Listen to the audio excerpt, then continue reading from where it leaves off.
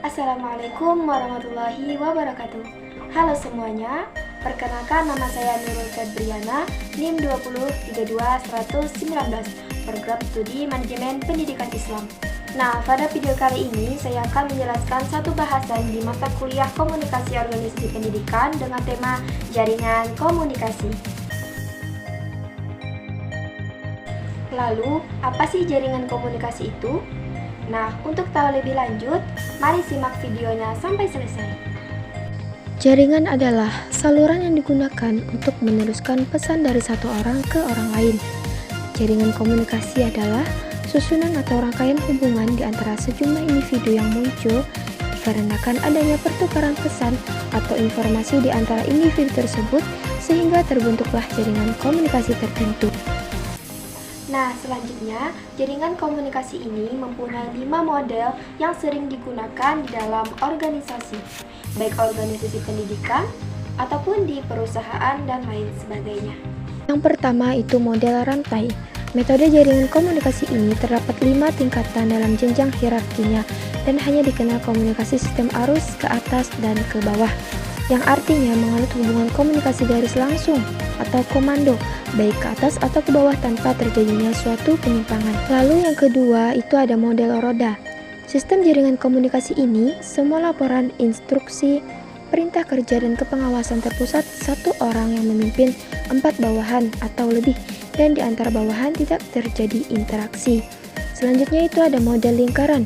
Model ini semua anggota atau staf bisa menjadi interaksi setiap 3 tingkatan hierarkinya, tetapi tanpa ada kelanjutannya pada tingkat yang lebih tinggi dan hanya terbatas pada setiap level.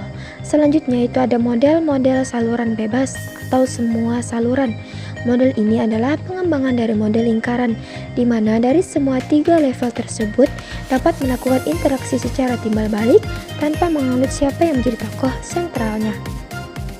Dan yang terakhir itu ada model huruf Y. Model ini tidak jauh berbeda dengan model rantai, yaitu terdapat 4 level jenjang hierarkinya.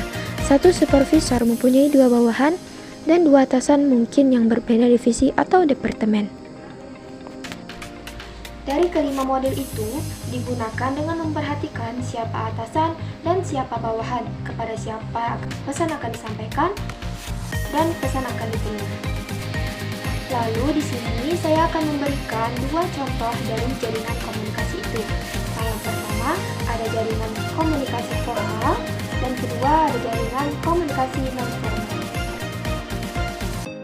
Jaringan ini sangat menyerupai struktur organisasi. Ada saluran-saluran formal melalui mana komunikasi itu mengalir. Misalnya, seorang pegawai hanya dapat berkomunikasi dengan manajer umum melalui pengawasannya langsung. Ini lebih ke hierarki di dalam suatu organisasi. Komunikasi informal ini terjadi di luar saluran-saluran yang telah ditentukan dan paling sering dilakukan dalam interaksi tatap muka atau dengan telepon. Komunikasi informal ini dapat berhubungan dengan tugas atau dengan kemasyarakatan. Selanjutnya, ada pun arah dari aliran informasi, yaitu pertama ada komunikasi ke bawah. Nah, komunikasi ini menunjukkan arah komunikasi dari para atasan atau pimpinan kepada bawahannya. Lalu selanjutnya ada komunikasi ke atas. Pada komunikasi ini, pesan mengalir dari bawahan kepada para pimpinan. Dan ketiga itu ada komunikasi horizontal. Yakni komunikasi ini merupakan komunikasi yang terjalin antara individu yang sama tingkat kerjanya di dalam organisasi.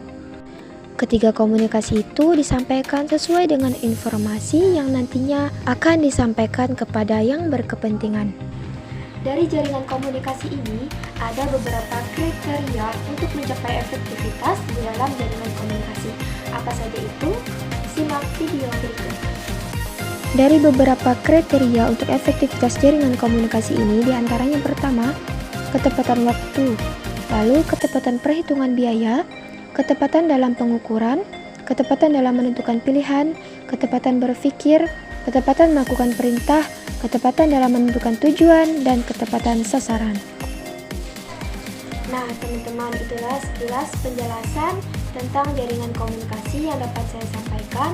Untuk kesimpulannya, bisa lihat video berikut. Jaringan komunikasi ini perlu diketahui oleh kita semua supaya suatu penyampaian informasi di dalam organisasi itu dapat tersampaikan dengan baik dan benar. Aturan dari siapa dan ke siapa pesan itu disampaikan akan terlaksana dengan baik jikalau kita memahami dari jaringan komunikasi ini. Sekian, semoga bermanfaat dan dapat dipahami. Terima kasih. Wassalamualaikum warahmatullahi wabarakatuh.